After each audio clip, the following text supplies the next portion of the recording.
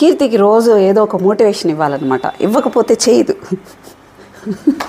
So ఈరోజు motivation ఏంటంటే కీర్తికి నాకు కూడా చెప్పింది, ఒకరి కర్మ మనం వెళ్ళి లాక్కోకూడదు.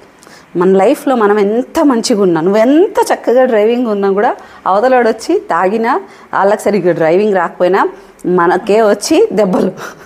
కార్లో ఉన్నావు అనుకో, ఇంకొంచెం ఎక్కువ అనమాట, నీ వల్లే మొత్తం అని చెప్పేసి ఇంక వేరే చోట కూడా అంటే జైల్లో కూడా పంపించాల్సి వస్తుంది. బైక్ సైకిల్ లాంటిది అయితే వాళ్ళతో పాటు మనం చిన్నవాళ్ళం కాబట్టి మనకు కూడా తగులుతాయి.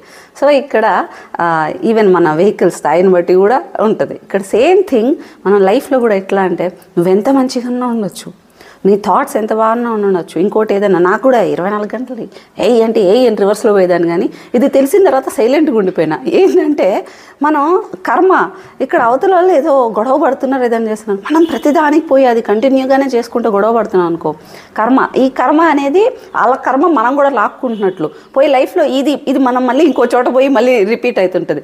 ఇంతే, మనం ఒక గొడవ పడినాం, ఆ కర్మ ఇంకొక దగ్గర రిఫ్లెక్షన్, మళ్ళీ ఇంకొక దగ్గర రిఫ్లెక్షన్, ఇంతే. మన వర్క్ మీద ఉండదు, ఆ కర్మ క్లియర్ చేసుకోవడానికి సరిపోతుంది. సో అవతల కర్మని వాళ్ళని అనుభవించినాయి, ఆ కర్మని మనం లాక్కొని బాధపడి మనమే ఇక్కడ ఏం చేయకుండా ఉండకూడదు. చాలా